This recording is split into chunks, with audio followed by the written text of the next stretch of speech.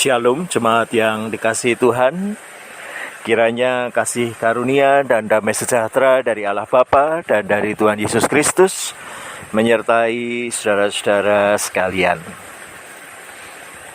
Jemaat yang dikasihi Tuhan, dalam hidup kita seringkali diperhadapkan pada kenyataan bahwa hal-hal yang secara lahiriah bisa kita lihat, bisa kita jumpai, mempengaruhi berbagai hal dalam kehidupan kita, dan bahkan seringkali membuat kita kehilangan kesempatan untuk memaknai lebih dalam jika tidak dengan sengaja merenungkannya.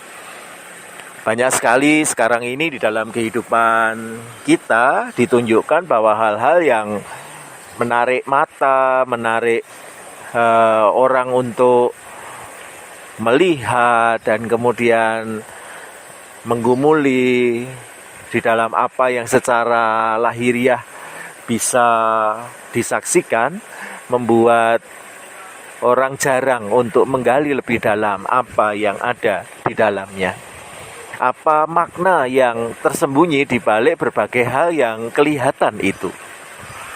Namun justru disitulah saudara-saudara, di dalam bacaan kita hari ini, Rasul Paulus mengingatkan kepada jemaat di Kolose tentang sesuatu yang lebih mendalam di balik apa yang terlihat secara lahiriah.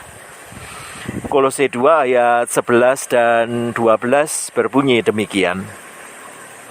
Dalam Dia kamu telah disunat, bukan dengan sunat yang dilakukan oleh manusia, tetapi dengan sunat Kristus, yang terdiri dari penanggalan akan tubuh yang berdosa. Karena dengan Dia kamu dikuburkan dalam baptisan, dan di dalam Dia kamu turut dibangkitkan juga oleh kepercayaanmu kepada kerja kuasa Allah yang telah membangkitkan Dia dari orang mati. Bapak Ibu, saudara-saudara yang dikasihi Tuhan, dari bacaan ini Rasul Paulus hendak menyapa bahwa pada zaman dulu umat Tuhan ditandai dengan sunat secara lahiriah. Mulai dari zaman Abraham, sunat menjadi tanda penyerahan diri, bukti kepercayaan dari umat kepada Tuhan. Namun ketika kemudian karya keselamatan Kristus hadir di dalam kehidupan manusia, maka tanda-tanda yang secara lahiriah itu menjadi milik turun-temurun dari orang Yahudi, kemudian tidak berlaku lagi bagi orang percaya yang datang kemudian. Karena orang-orang yang percaya kepada Kristus bisa berasal dari bangsa mana saja, dari kedudukan apa saja, dari situasi hidup apa saja. Ketika orang meletakkan iman percayanya kepada Kristus, maka dia sudah menjadi milik Kristus. Dan itulah yang kemudian oleh Rasul Paulus hendak ditekankan. Yang lahiriah, sunat secara jasmani, itu milik orang-orang Yahudi, sementara bagi orang-orang yang percaya, maka sunat yang dilakukan adalah sunat secara batin. Sehingga Rasul Paulus mengatakan, di dalam Dia kamu telah disunat, bukan dengan sunat yang dilakukan oleh manusia, jadi berbeda dengan sunat yang secara lahiriah dilakukan oleh orang Yahudi, tetapi dengan sunat Kristus. Sunat yang muncul dari iman kepercayaan akan Kristus, memberi diri kepada Kristus untuk diubahkan oleh Kristus.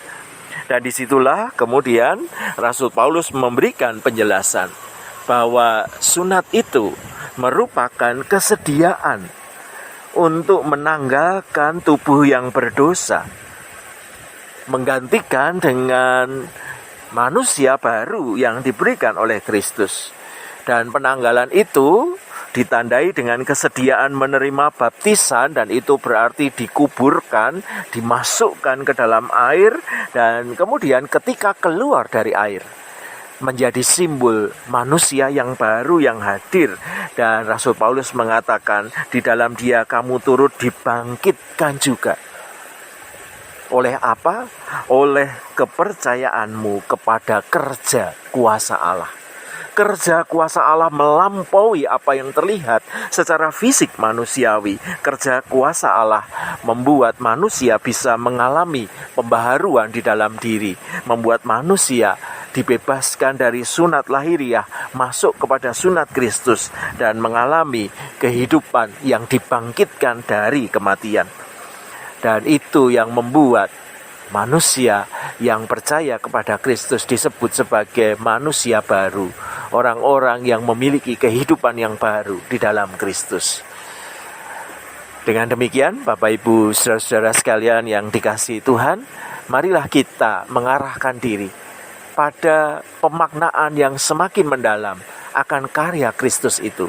Bagaimana kita sudah mengalami sunat Kristus itu dan mengubahkan hidup kita, dan mari kita jalani perubahan itu dengan hidup yang juga berubah secara signifikan dari manusia lama kita menjadi manusia baru yang semakin hari semakin berkenan bagi Tuhan. Kiranya Tuhan memampukan kita semua. Amin.